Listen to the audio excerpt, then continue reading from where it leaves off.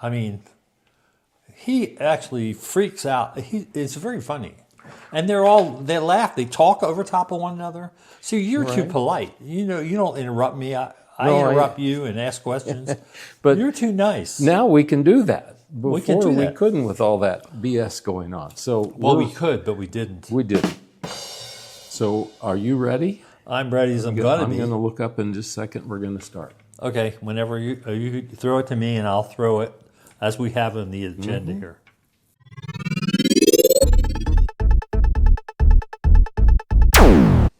Good afternoon or good morning. I'm Barry Staver, and with me is my good pal Joe Farace. And before I forget, I want him to show you that shirt just a little bit more that Mary got for him. It's just for today. Oh, and it's a great day. It is a great day. The sun's shining. It's 190 degrees outside. The cows are passing out. Anyway, this podcast giving warm milk. Yeah, they're giving some milkshakes. Oh man. We're having a little different format today. We're going to talk a little bit about. We're going to follow up on part 2 with Barry, who was in Morocco, photographing some eye surgeons, helping some people out, and then we're going to talk about cookies. We have some interesting cookies from based on musical themed ones, like we had with one of my favorite ones, the Selena Gomez cookies, which are still my #1 hit. And then we're going to talk about something that Barry and I have been talking about off camera, and I talked about with my other friends, and that is JPEG versus RAW. And what do you do? And one better than another, and all that kind of crap. This is a subject that's been beaten to death in the past, but we're going to beat it some more today. Pound it some more, because I made use of that technique last week. Oh, that's great to talk about. It will be. So let's pick up from where we left off with some feedback from Ed, from our main guy. Ed. We love him. Right. We love you, Ed. I'm going to kind of just read through what he wrote. That is podcast 10, ! Another great one. Thank you, Ed. I told both my friends and my brother-in-law about your podcast, but none of them are into photography. Well, that's nice that he tried. He sure did, and maybe they know somebody. My sister watches this, and she doesn't know anything about photography at all either, but she still watches it because she likes to think of me as her big brother. Yeah, so we'll have to see. You know, he appreciated the info about shooting cars, and thank you for that. So, and he says, bring on more cookies, so this will be quite interesting for all three of us now. And when he wants to hear the rest of my story. And as we got ready for this setup today, with all my screw-ups with the audio, a little hint that it was the cord that long that was causing us an hour of delay to start this. That's interesting. Yeah. I think the story, Ed, is going to be now in 3 parts, we've decided. We'll get into that in a minute. So actually, we segue right to that. Should we do it right now? It's the tech talking cameras section. Oh, that's right. We're going to talk about your African adventure. Well, I guess Morocco is in Africa. It's northern Africa. Yeah. As I relived and rethought this, though, the last 2 or 3 days and this morning, I think it was one of the more complex, convoluted, and yet incredible fun adventures of any of the shoots that I did. I appreciated it then for what it was at that age, but reliving it this week has been like, I had no idea how fortunate I was and the cool stuff that I uncovered. I think that's what we forget about life sometimes, is that we actually have had some interesting things happen to us over the years because we've been around so long, and that, we think about them as normal stuff, but they're not normal stuff to other people. Correct. I've never been to Africa. I've never been to Morocco. Yeah. And so just being there was an experience. It was, and part of it was the fact that... Because you were in like prop planes, right? Oh, no, we were in jets. You were in jets? Oh, yeah. And there were certainly ox-driven carts going through the streets, but we were in buses and cars. And it was such a different time in terms of the logistics and the technology. But the experiences, I think if you and I would go there today, a lot of it is probably just like it was all those years ago in terms of the marketplace, in terms of the culture. Yeah. So the first part I talked about getting there, the handwritten tickets and not knowing where I was going, and finally getting on site and meeting these people that were part of Project Orbis. And what I did find is as we get started, and we'll have a shot of that, but there's that big tent I was talking about. Oh, that's a tent you were in. It's like a big circus tent. It does look like one. And what is that little symbol on? Is that a symbol or what is that graphic? It's a graphic. It looks to me kind of like a lantern almost. It's hard to tell. But you can see the plane and how United took all their signage off, and it was just Orbis. And well, I had a picture of a later plane that I used in the last podcast, if you ever got the chance to see it. You did? Yes. I got it from their website. Current website. Yeah, much more modernized and all. Now they've upgraded, I'm sure. That's true. So what this project did was to help physicians in the countries learn more about eye procedures and eye care for their patients. So they were actually helping not just the patients themselves, but also the doctors. Yes. And in that plane, they, of course, kept enough seating for the staff because when they traveled from city to city, country to country, all the people on the staff, there was maybe, 8 or 10 full-time Orbis people, and then they brought visiting specialists to do the surgery. Like Doctors Without Borders. So it was like they kept the first-class section of seats. And they would bring in medical people who could sit and watch the live feed of the surgery in the operating room behind them, because there's no room for all of them. Oh, yeah. Or they would watch other videos of procedures. And I've done a lot of medical photography. I know you have. But I'm not squeamish about it, except for the eyes. Oh, is that right? I could not watch. I don't want to watch those. I do not want to watch people's cataracts being dealt with. That's why I've been slow getting mine done, and they never get yours. I'm gonna until I have to get a dog. I'm gonna hold it off. Okay. So that's how the procedure went every day. And like I'd mentioned, went to the hospital with them while they found patients. And then these, actually in this photo, it'll be on a screenshot. You can see the little ambulance there that was used to transport patients. And if you're doing cataracts, you don't generally do both at the same time. No. Now, I don't remember if they did some at the same time or not. But so a patient would have it done and would come back to have it checked and have the other one done. So they would...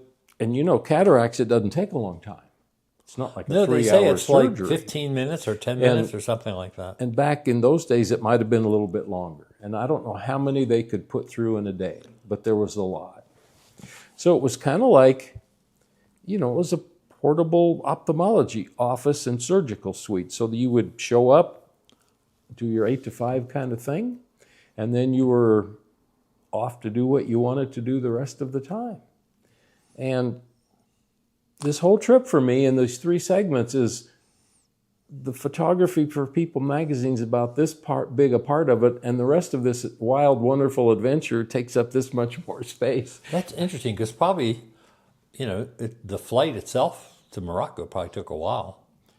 Well, yeah, in time-wise, but in storytelling, the photo shoot is this big, and the rest is just huge, because I used my basic, the basic tools of the several lenses and bodies. This is all black and white. All black and white Tri-X film, which I kept track of.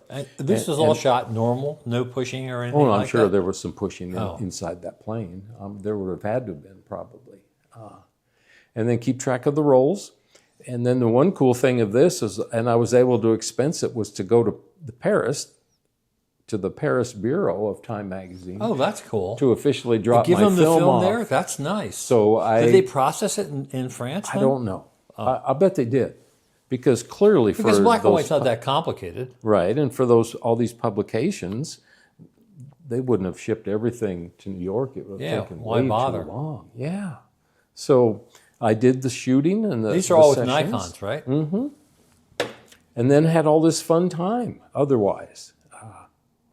But what about the shooting? I mean, you said you didn't want to do the surgery. You must have had something, even if you backed away.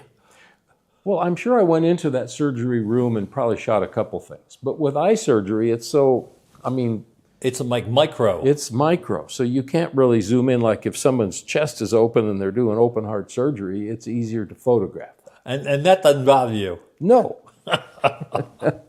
That's cool. It scares me. So the other was, I took chrome film and I shot You did? all my extras. The extra travel adventure stuff was shot probably Kodachrome. Oh, really? Oh, yeah. Kodachrome slow? I took some just thinking about it. Fortunately, on this trip, I had time to plan some things. And you planned ahead of, or did usually you do it you on go the a way? day or two. You get a day or two notice and you go somewhere. I at least had 2 full weeks from getting the assignment To actually flying over there. flying there. So I was able to add the Paris itinerary and meet up with a former neighbor who had moved to Paris. From Colorado. Yeah, my next door neighbor. It was your next door neighbor who was living in Paris. He That's had cool. moved to Paris probably 2 or 3 months before this job. But he was living in Paris. Yeah, he and his family. Wow.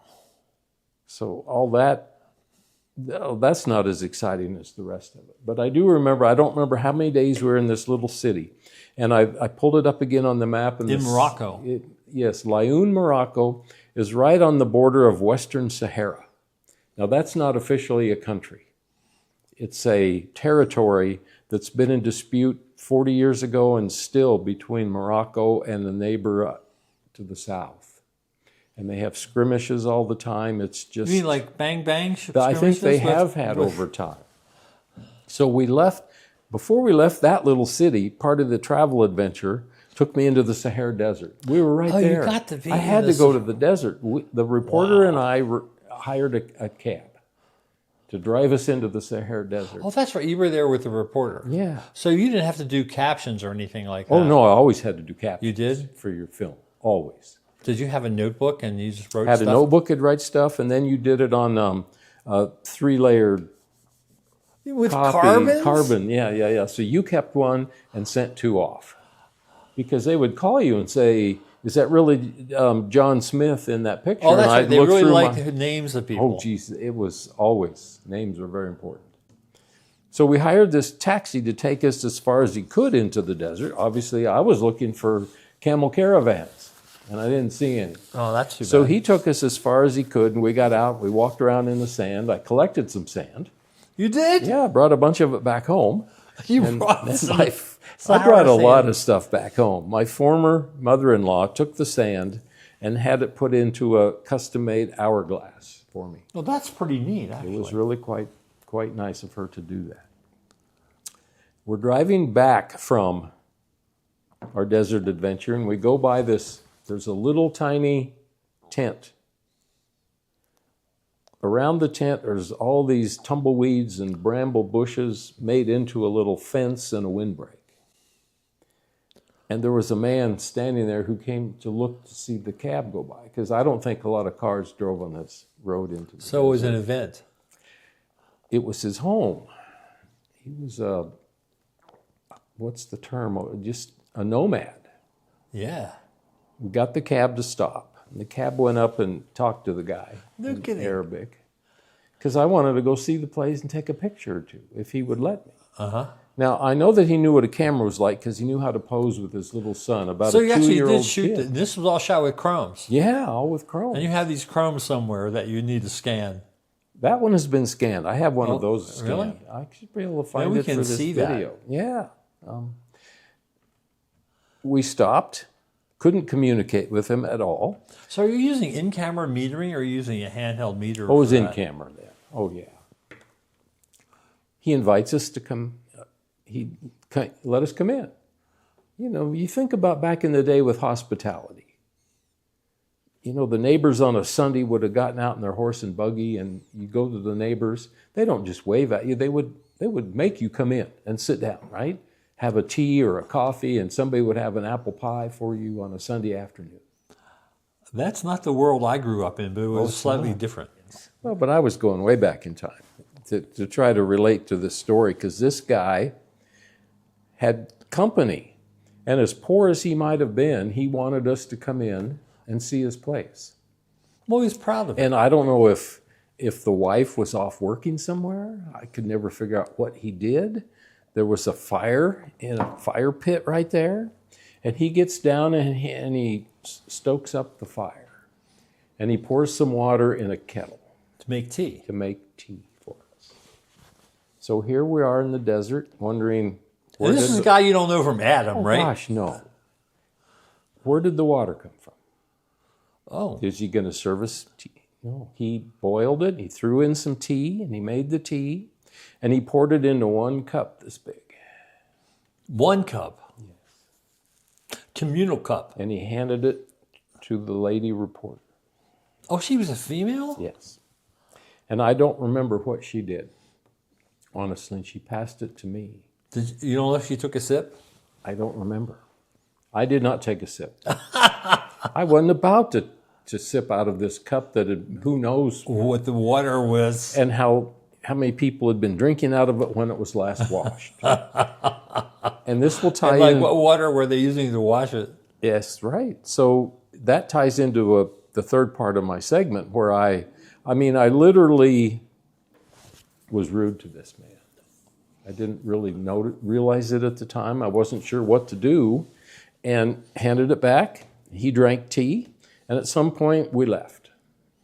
Get back to this little town, and now it's time to pack up. We're going to another city. You mean the airplane's packing up? The whole project is packing up, and we were flying to Rabat, the capital city of Morocco, which was a whole different step up from this little tiny rural village.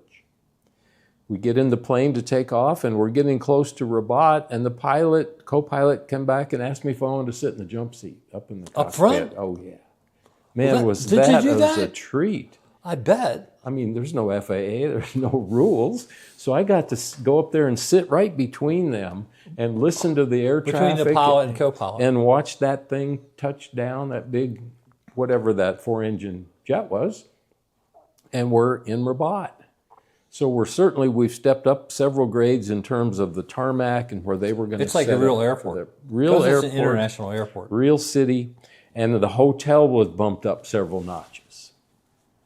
So it was a whole different kind of a lifestyle.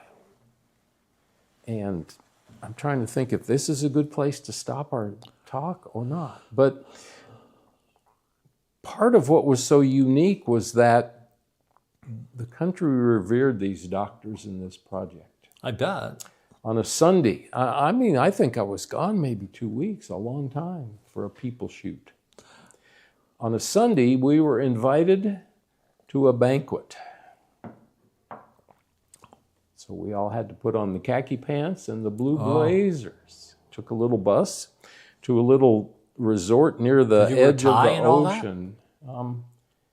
I don't remember if I had a tie. And we walk into the room, and there were officials, government officials, military officials, maybe 30 people at this table for the banquet, a long table. Did you sit on the floor? No, this was a table with chairs. Military, generals, top I brass. had Moroccan food. Sitting on the floor. It was Moroccan food, but it was some of it kind of more Americanized, maybe. And what I had learned about my not drinking the tea fits this story, and then I'll finish. We'll do segment 3 next time. I had asked, maybe that woman did sip the tea. But anyway, I talked to somebody about it, and I said, I was very awkward with that, and people have since told me that the least that you should do is take it up near your lips. Try. And look like you're trying. And look like you're trying, or make the gesture, and then hand it back. And I've never next forgotten time you get to Morocco, you'll know. Or the next time I'm in a place where I'm not sure about the water and the food, that's what you do. So the majority of the staff were nurses, women. And we get to this place with all these generals, and there's no communication because there's... Well, don't they speak French? Yes, they did. Some spoke Arabic French, and French. And the reporter spoke French. So everybody leaned on her to interpret. They start bringing out food. There's not one main course, there were 3 or 4. I bet. One of them was steak. Really? One of them was chicken. One of them was fish. They came out separate. Well, it's right on the Atlantic Ocean where Rabat is. The nurses back in those days were counting their calories. Really? They would not eat that food. Here's 30-some people that have taken their Sunday off to come meet with us and have this meal. And they're just looking as these women pass the plates and take nothing except salad and some rice. I never felt fuller in my life when I left the table because I made up for them. You pigged out. The steak was the toughest, chewiest piece of meat I'd ever eaten. But I took some of everything and tried it. Sure. To make up for the tea incident, for one thing, and just because it was what needed to be done. So that was one part of being associated with this project that was just an experience that no one else would have. Yeah, and that's the part of the non-photographic aspects of it that make it a life experience and not just taking pictures of people with having eye surgery. Exactly. Because we talked a little bit in the last podcast about that. Did I miss all of that? And as I relive this, I miss it a lot. Because you had said last time that you had spent too long in the editorial world than the corporate world. But I know in the corporate world, you're never going to have that experience. Not like that. No, not at all. And I know 2 or 3 other photographers who did both successfully.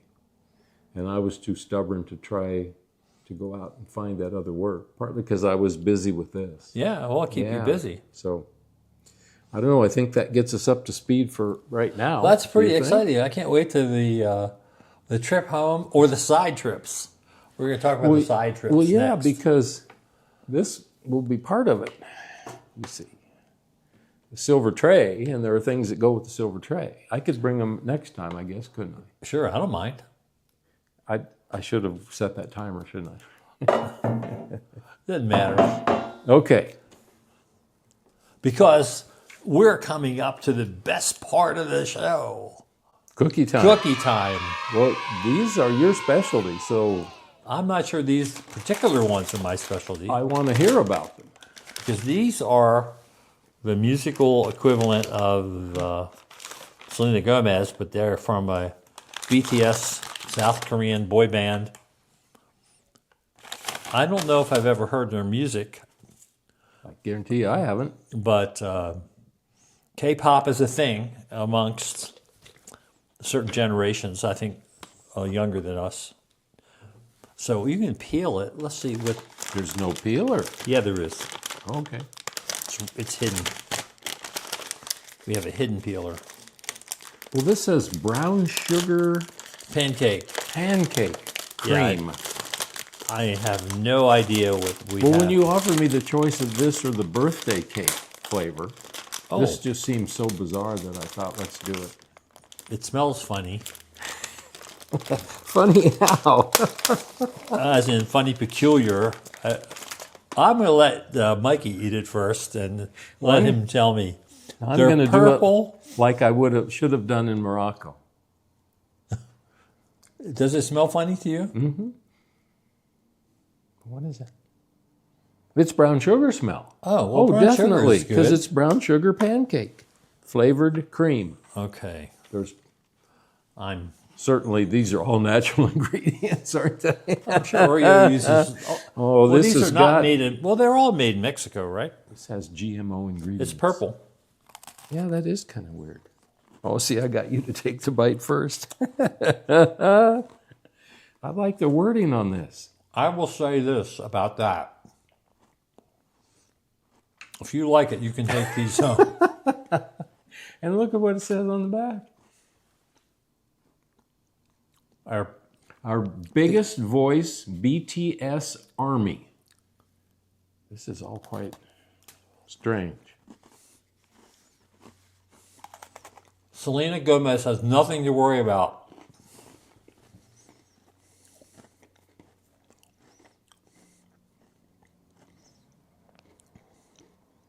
I mean, it's not terrible. No. But it's near the bottom of my list. Well, it is the bottom of my list. Brown sugar pancake. Well, if I really try really hard, I can taste those flavors. Man, I can. like I said, if you like them, you can take the whole box. Or whichever. Oh my goodness. That would not pair well with sweet Moroccan tea. Or anything else I can think of. Anything else? I've never had a bad cookie before. In fact, we said it and Ed agreed with us. So there's no such thing as a bad cookie. Ed, you're wrong. These aren't bad. But we would recommend, I think I can speak for both of us, that you not run out and buy a packet of these. Get the birthday cake ones. Yeah. They are much better. Yeah. Yuck. Ugh. I don't think either of us are going to jump in and grab a second one, are we? No, I don't think I guess it was bound to happen. It was. And how else would we have known? And I was actually looking forward to it because I like the fact that they were purple. I'm going to see about the ingredients, and we're going to make us a Moroccan tea the next podcast. Oh, that'd be nice. For part 3 of the story. That will be even better to go with the visuals, won't it? Well, man, we have some Moroccan tea. And I might Pour it like that. You know they do that, right? Yes. They I watched them do it. And okay, it's a little. There used to be a Moroccan restaurant here in town. Did you know? Matam Fez. Matam Fez. Carpets That was in the 80s. sit on the floor. You Eat sit with on your the floor. fingers. I could do that when I was younger.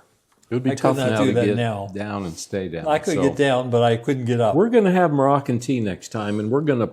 Are we going to pour it in I'm that going to practice. Okay. Yes. Well, we have paper towels, so we can take Oh, care we of might need big. Yeah, beach towels. Take care of my sloppy pouring.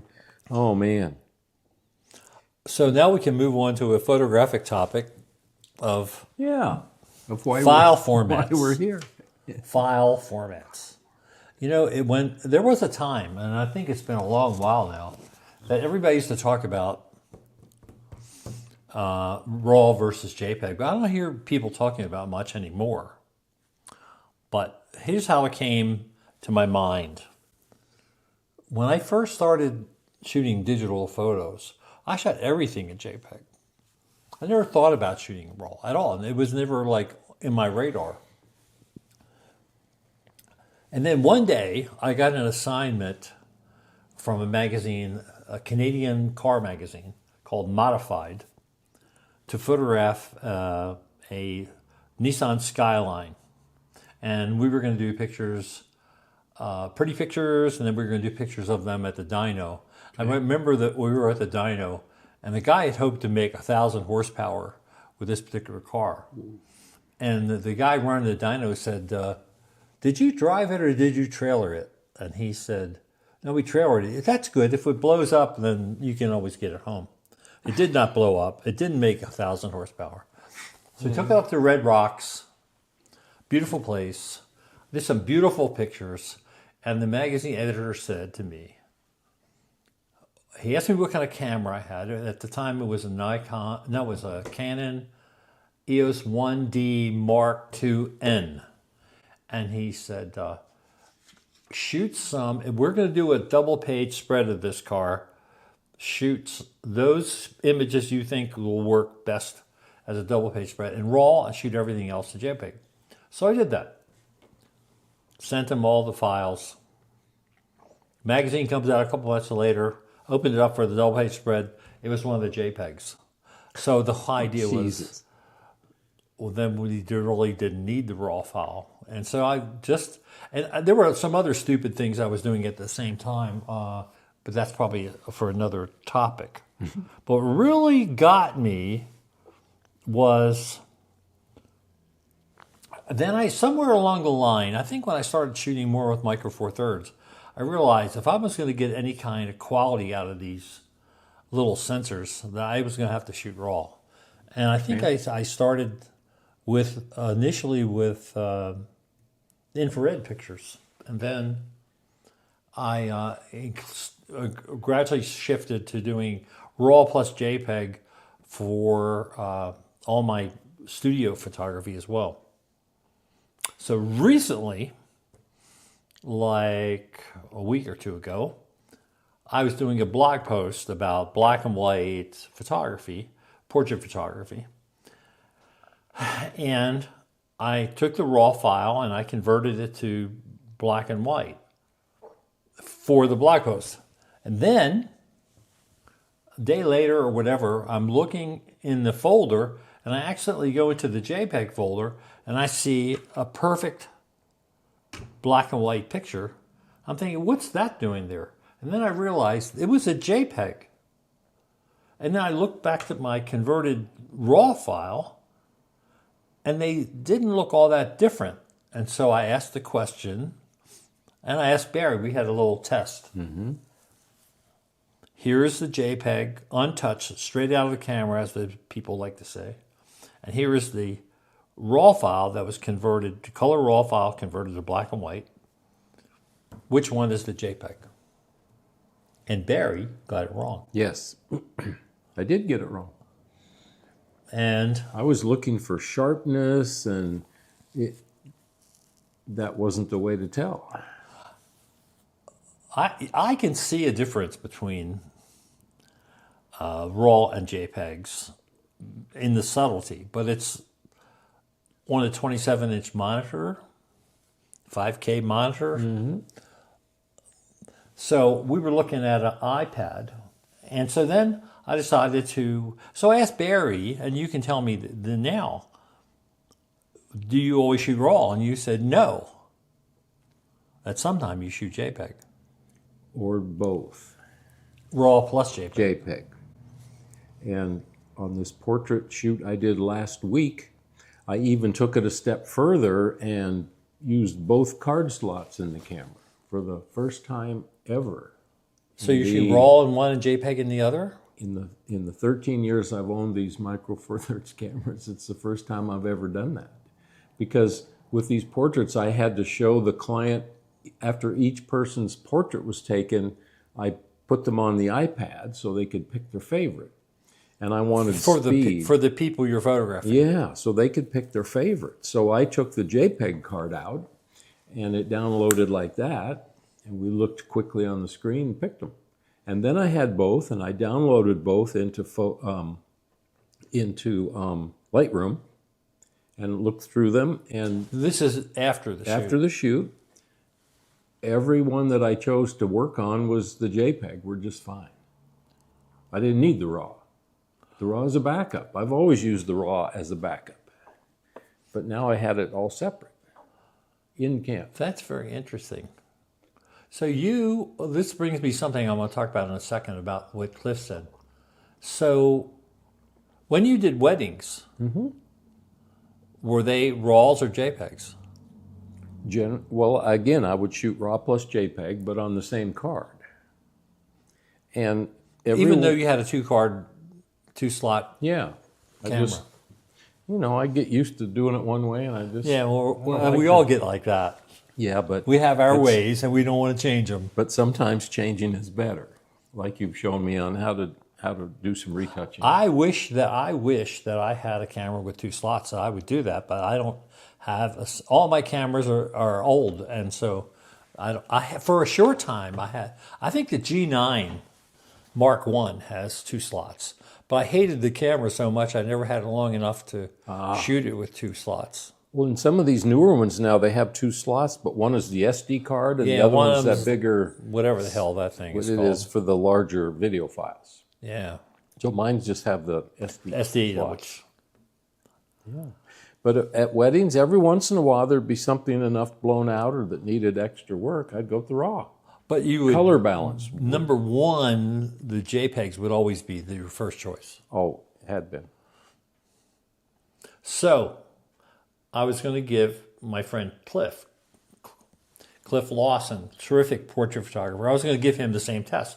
So we meet at Starbucks, and I whip out my iPad, and it drops dead. So I never got to show Cliff to get his opinion, but he did make an interesting statement.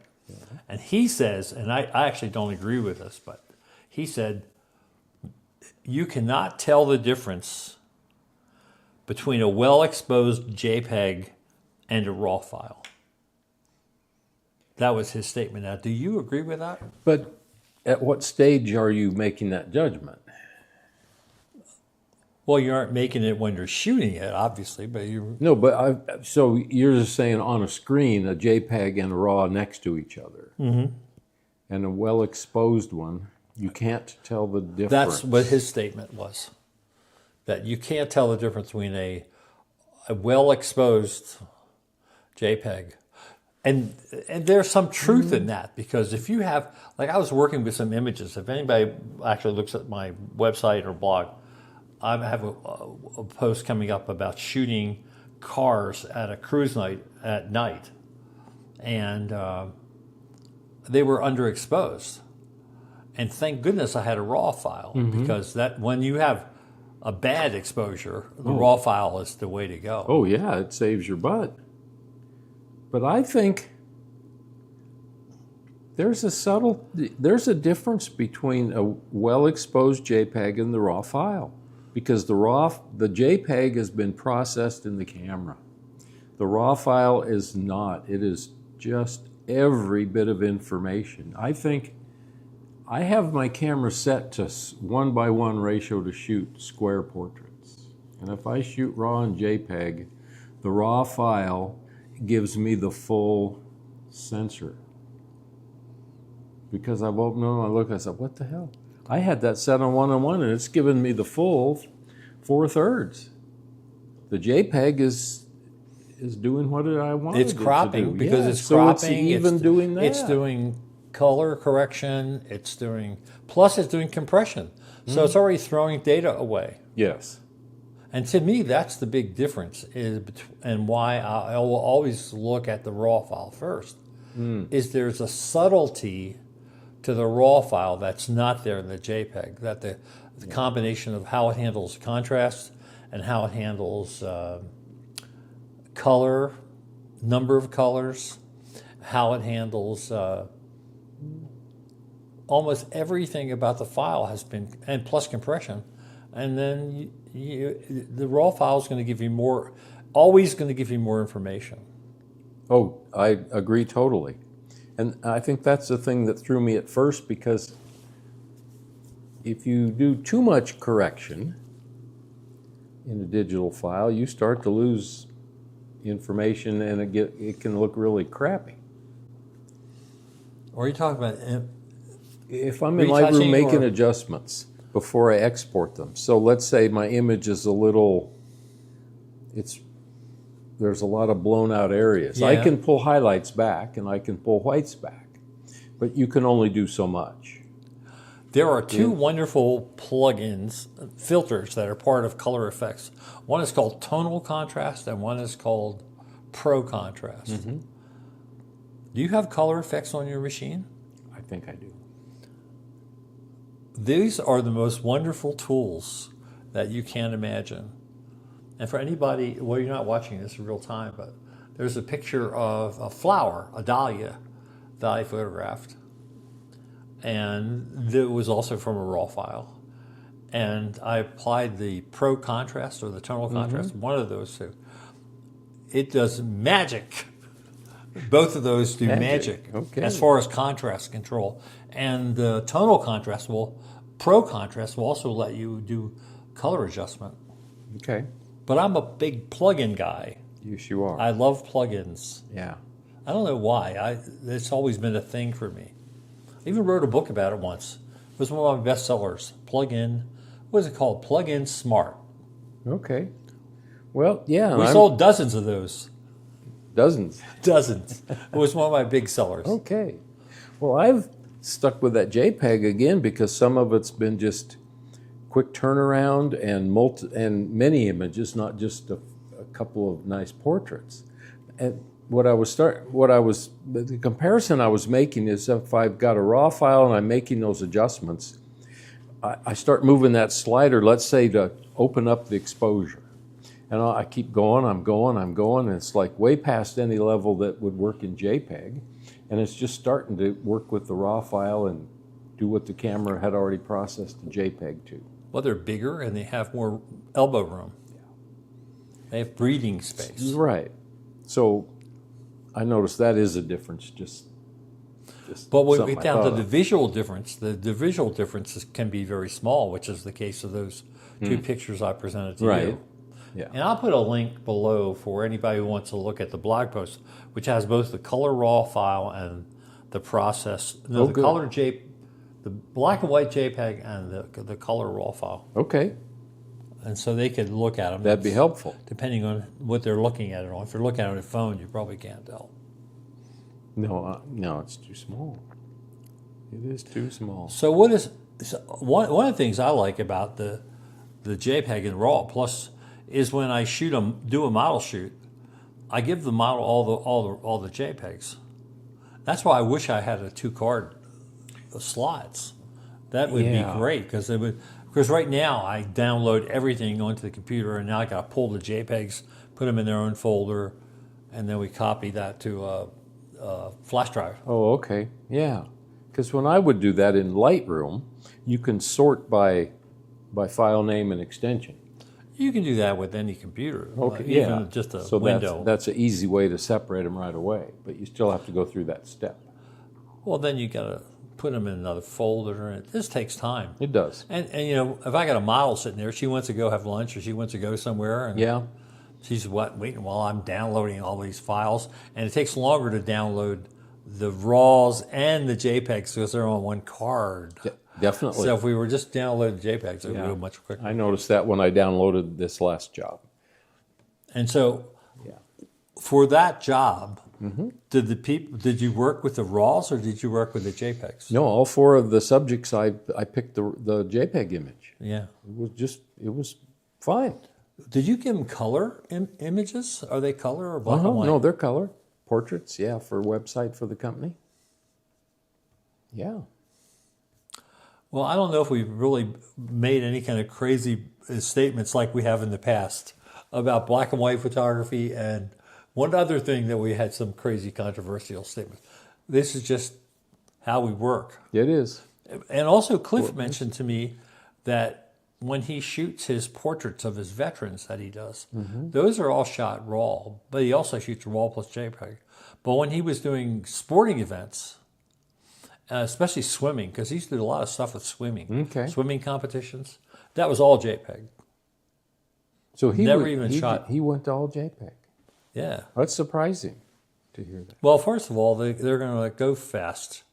If you're shooting something that's fast, you have a buffer that's only going to hold so much data as you're shooting. And swimming, they're going through the water pretty fast. So he can get probably 3 or 4 times as many images in the buffer before it fills up. You probably never fill it up. That's true.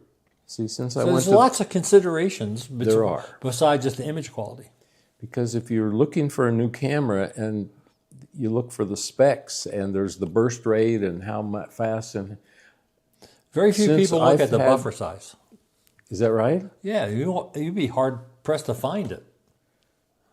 Well, see, since I switched to the Micro Four Thirds, I haven't done a lot of sports or a need for the real burst, so I've never even cared.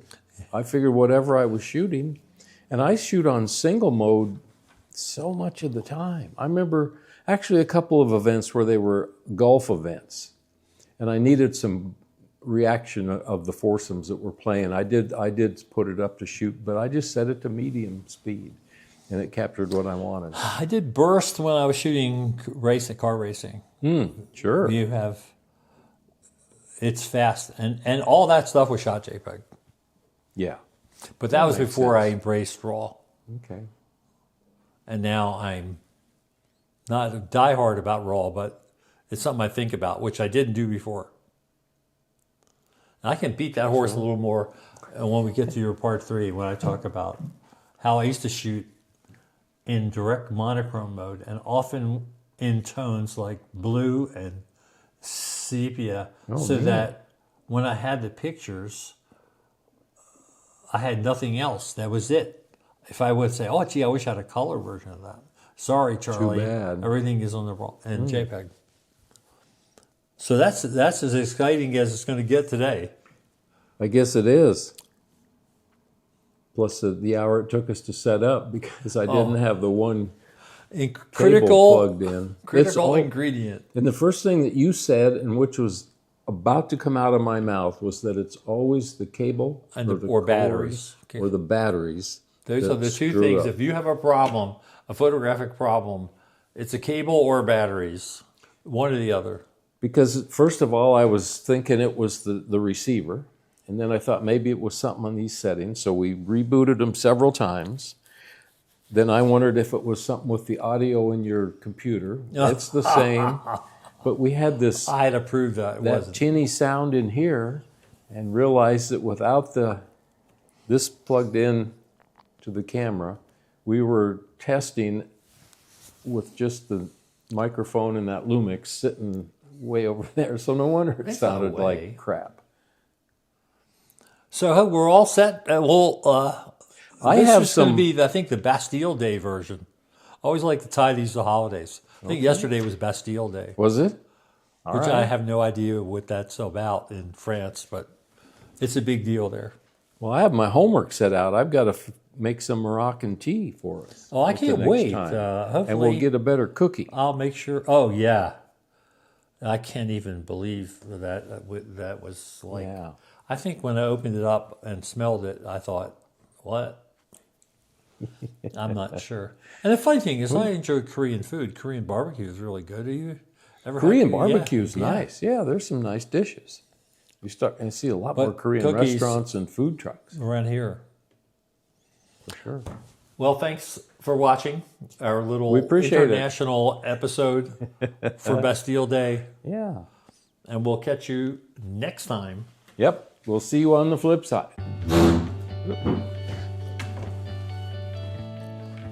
I'm not sure how long that is, but I think you can tell me. I'm going to tell you that it's 48 minutes Oh, that's and perfect. 12 seconds right now. But that's perfect.